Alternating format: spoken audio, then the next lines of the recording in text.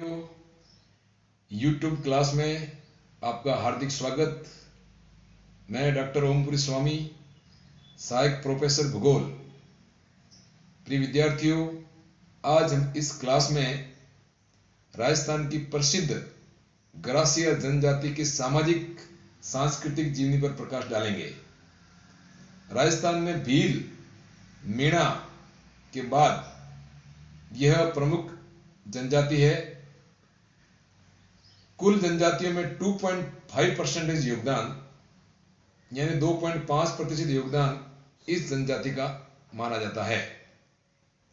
यह जनजाति राजस्थान में विशेषकर उदयपुर जिले की खैरवाड़ा, गोगुंदा, कोटड़ा, फलासिया और सिरोही जिले की पिंडवाड़ा, आबूरोड एवं पाली जिले की बाली तहसील में विशेष रूप से फैली हुई है। ग्रासिया शब्द की उत्पत्ति संस्कृत भाषा के ग्रास शब्द से हुई है, जिसका अर्थ सर्वेंट या सेवा करने वाले से होता है।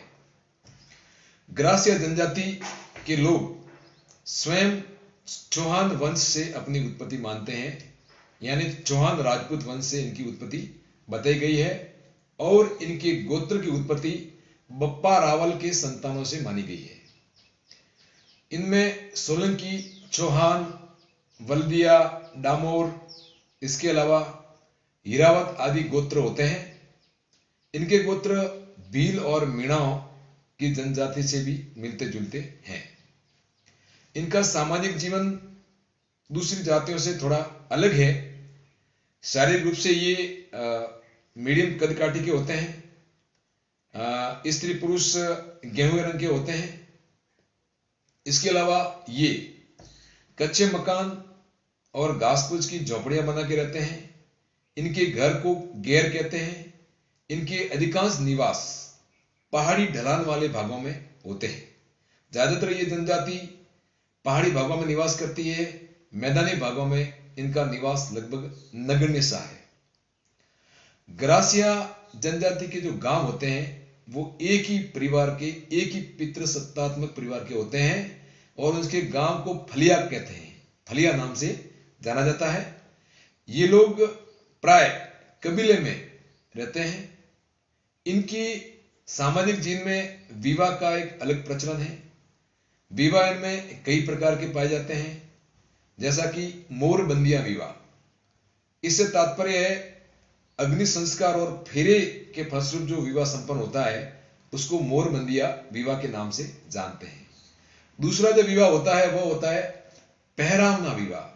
पहरावना विवाह से तात्पर्य है वर पक्ष कन्या पक्ष के रूप में कोई वैवाहिक भेंट देता है और उससे जो विवाह संपन्न होता है उसको पहरावना विवाह कहते हैं।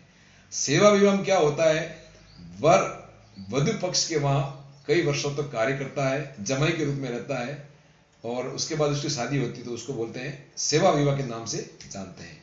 एक आटा साटा परंपरा होती है, उसमें वर पक्ष अगले पक्ष को अपनी बहन देते हैं और उनकी जो वधु है वर पक्ष वाले को दी जाती है, तो उसको आटा साटा विवाह भी कहते हैं।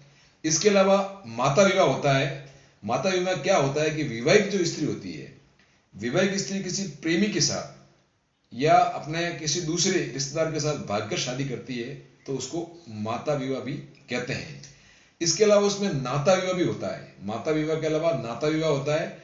नाता विवाह में क्या होता है, एक बार शादी होने के बाद किसी का पुरुष मर जाता है तो वह आदिवासी स्त्री दूसरे किसी ग्रासीय पुरुष से शादी करती है तो उसको नाता विवाह के नाम से भी जानते हैं। तो इस प्रकार ये जनजाति अपना एक अलग पहचान रखती है।